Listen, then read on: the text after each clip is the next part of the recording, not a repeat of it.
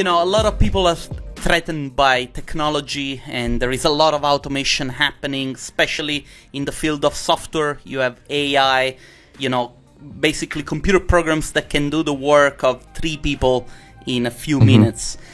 How do you envision the future of the service industry?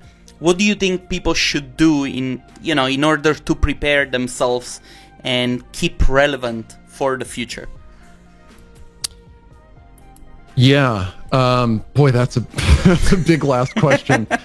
So I care deeply about this question, and it's one that I've been exploring behind the scenes, and I'll probably start writing about on my personal blog soon. But, I think the short of it is you have to do things that robots can't.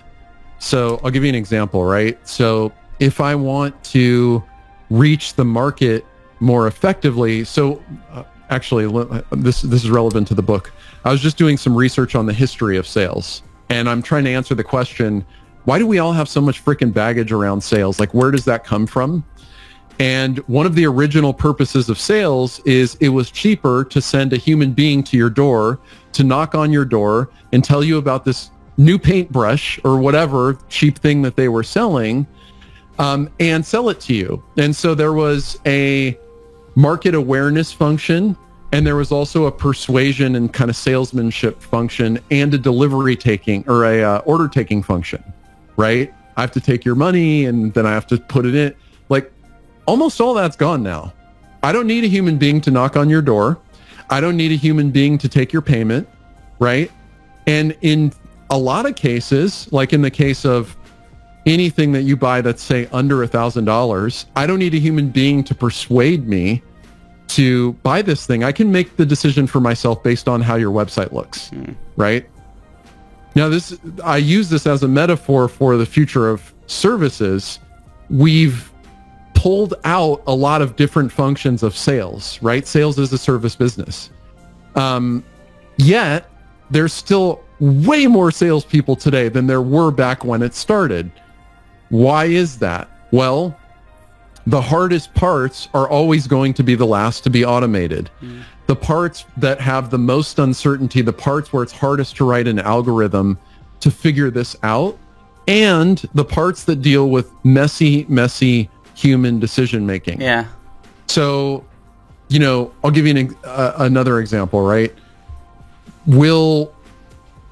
I love music, and I've been producing music for 20 years. You're a rapper, right? I am, indeed. And there will be a time when you can probably type in to your computer, talk to your computer, and tell it what kind of track you want to create, and it'll make it for you, right? There will always be people involved in those strategic decisions, though. What is this? What am I trying to accomplish? That's where you need to focus. So if you're in 3D rendering or design, the big thing you want to get at is, how can I help my clients accomplish what they want to? Eventually, little pieces of your job will all be automated away. It's easier now to edit a photo than it was 40 years ago before Photoshop, right? But photo editing is still a big business. Photography is still a big business. But the more democratized the tools become, the cheaper it is to shoot photos and to produce photos, the cheaper the service will be, right? There's going to be a competition. Some people will be in the top 1% and make tons of money, but generally, the easier it is for other people to replicate what you're doing, and especially for a machine to replicate it, the less you're going to be paid for it. So that's what I would recommend, is look for those spots where it's going to be very difficult for software to do it for you, and look for those spots where it's a little less democratized and the tools aren't quite as good yet. I think that democratization is really a key word and a very important one, and it's very good that you're mentioning it. I want to just make a little point on what you said. If we look at the way economy works and things keep getting more expensive and more difficult to buy, let's talk about, the market for houses. The price of the built environment has been going up 30% in the last 15 years.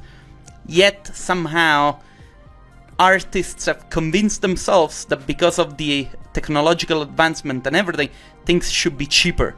But the earnings and the risks and everything gets pointed in that direction. Why are we competing against ourselves? And this is the reason why I try to push all the time people to think about our job in economical terms.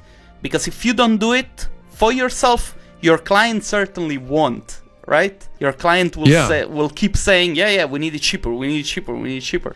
Well, maybe that's not a client you want. Yeah, exactly.